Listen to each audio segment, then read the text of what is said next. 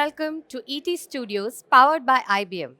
We have with us at the studios Sriram Raghavan, Vice President, IBM Research AI. Sriram will tell us how AI can be operationalized to build trust in AI and what IBM has been carefully doing all these years to foster innovation in AI.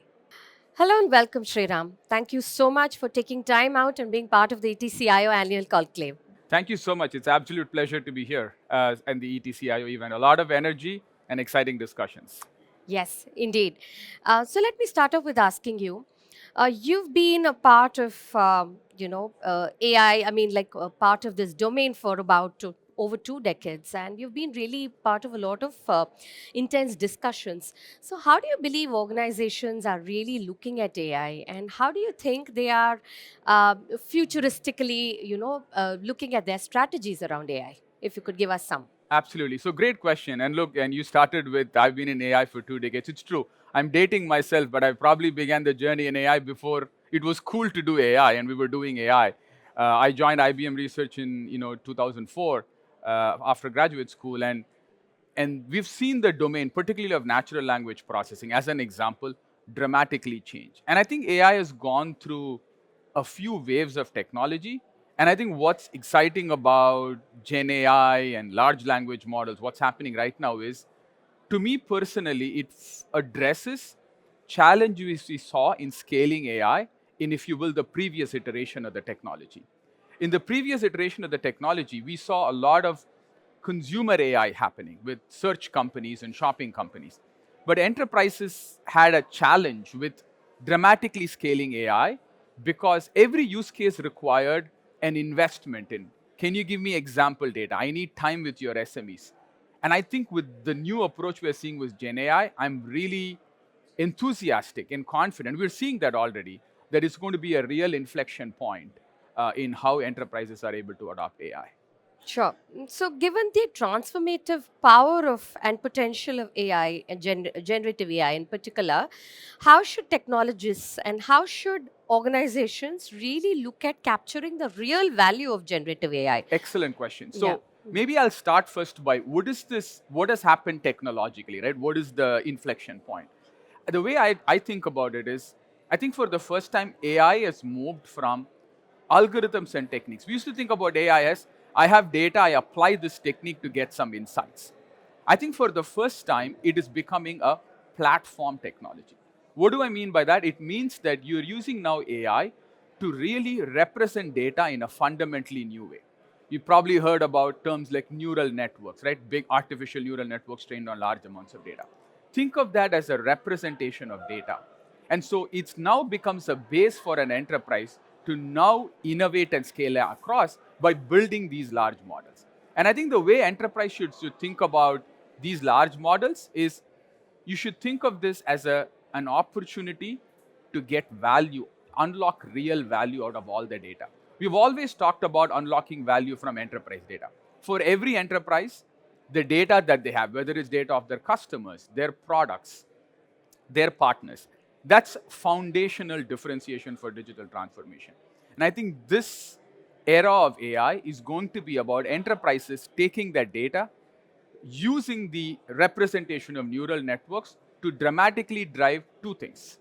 One, automation and productivity. That's going to be foundational, every use case, every industry, every geography. And then the second is going to be real net new value, because you're going to be able to understand your customers better, understand your employees better, understand your partners better by drawing insights from all the data that you're sitting on. Sure. So, which brings to reference your keynote, which you just delivered a little while ago. You spoke about operationalizing AI and looking at it responsibly. Yes. So, fundamentally, what is this all about and why is it so important at this point of time? Excellent question. So, in this area of responsible AI, is often three words that are used. And I want to start with those three words because I think it helps explain what this journey is about. You use the word responsible AI. I think that is the overarching theme of how do I use this technology safely, correctly, so that I derive the benefits while de-risking the harms. How do you do responsible AI? I think there are two parts to it. One is the technology. What are the technologies or techniques in AI that let me do responsible AI? And that's the piece that we call trustworthy AI. And that is the domain of the technologies. It's math and computer science. But organizations have to now connect it to their processes. And it starts from, who do I get and purchase models from? Are the models transparent? Do I have information on how they were trained, what they were trained? Do I have a trusted organization that stands behind the model that I can then use as the base to add my own enterprise data and get to the next level of use cases? And those business processes and what you institute in the company is AI governance. So the way I like to think about it is, you do responsible AI by taking the technology foundations of trustworthy AI, connecting it to your business process and governing it. And you have to look at it across the life cycle. You have to start with trusted model and provider. You have to look at every step of the process that you take. What data do you add? Do you know who has tested the data? What validation? After you deploy the model, am I constantly monitoring the model, behavior of the model? Am I running into situations where the model is getting different data and getting biased, low confidence output? These become critical. So an end-to-end life cycle view is critical for AI governance. And that's why at IBM, when we talk about our Watson X platform, we always approach it from the lens of visibility. How do I give enterprises a knowledge of what AI they are running?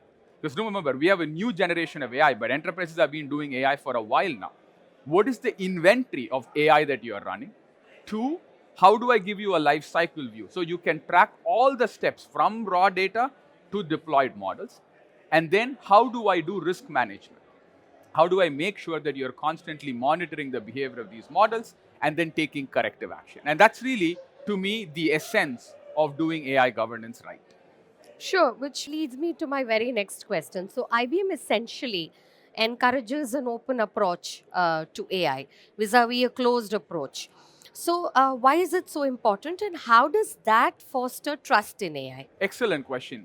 So, the open versus closed debate is actually not new in technology. And at IBM, we have a long history of supporting open innovation AI. If you hearken back to what IBM did with Java, technologies like Eclipse, Linux, the operating system, is the world's most popular operating system with 70-80% market share. They are all based on open technologies. And we firmly believe in IBM that the same is true for AI. And open has a few important characteristics. One, open technologies bring the talent, expertise, and the requirements of the widest set of diverse stakeholders to inform and shape technology. Open approaches mean that the model that you have built or whatever other artifact is open to inspection, has people can query it, poke it, improve it, and we have seen repeatedly in technology that provides the most firm base on which to do innovation. It doesn't mean that enterprises can't innovate on top, but foundational technologies such as AI, developing in the open, we believe, is the most effective way to be secure. And I connected back to our previous discussion. We firmly believe in IBM that any foundational basis for responsible AI starts with an open technology foundation, which is why, in partnership with Meta, last year IBM launched an AI Alliance, a global network of institutions with strong commitment to open approach to AI. Today, the AI Alliance is over 100 organizations across the globe, combining industry, academia, national labs, institutions, policy institutions. And we use that to both advocate for open technologies as well as encourage the development and support of open technologies. And actually, most recently, at IBM, we released our series of large language foundation models. We call it the Granite series. We released it completely in the open with Apache 2 license. And we believe that is the best way to foster our open developer community to innovate on top of our models and build applications of lasting value. Sure, aptly spoken like a thought leader. So, I would like to understand and get your comment on this. So, you've been part of IBM research for like over 2 decades, as we mentioned earlier. So, what, in your opinion, are some of those valuable, concrete use cases, both for businesses and for society, that you're hoping or you're very confident that AI will solve? Excellent. So I'm going to separate the response in two parts. Let me talk about the business use cases, and then I'll come to the one that even more passionate about, which is going to be the impact of AI on science. So on business, there are three main areas that we're seeing a lot of traction globally across the market with clear roadmap to ROI and business value. The first is the area of customer care.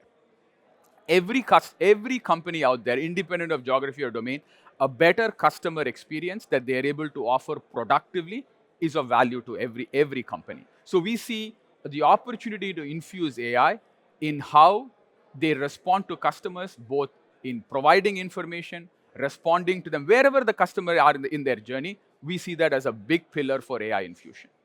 Second area is the whole notion of business automation. We sometimes use the word digital labor, which is how does AI assist enterprises in driving productivity in all of their business processes? And that usually means how do I take my 100 employees who are serving customers, how can they now serve 10x customers by being more productive? How does a HR professional in my enterprise, how do they get better in supporting my growing company by empowering them with AI? And you can go on and you can look at every business process, a financial process, a legal process, a procurement process. We see enormous opportunity to drive transformational improvements in productivity through AI. I think the third area we're seeing a lot of traction is this whole area of modernization. Most of the enterprises, and at IBM we work across big Fortune 500 companies across the globe. All of the enterprises that we work with are sitting on large amounts of, if you will, legacy applications and infrastructure and code. And they have a strong interest in modernizing those applications. And using AI to drive modernization gives them an approach to now adopt new technologies faster, quicker, better, as opposed to a very traditional approach of, let me rewrite all the applications in modern technology. So those are the three areas: customer service, business automation, and application modernization. I would say those three represent the bulk of near-term value to businesses. Then you asked me from society. That's where I am, both as a technologist and scientist, particularly passionate about. Look, the world of science and computing have always been intertwined. That every advance in computing has delivered advance in science. If you think of the world of high performance computing, none of the technologies we see around us would not have been possible without computing allowing scientists to innovate.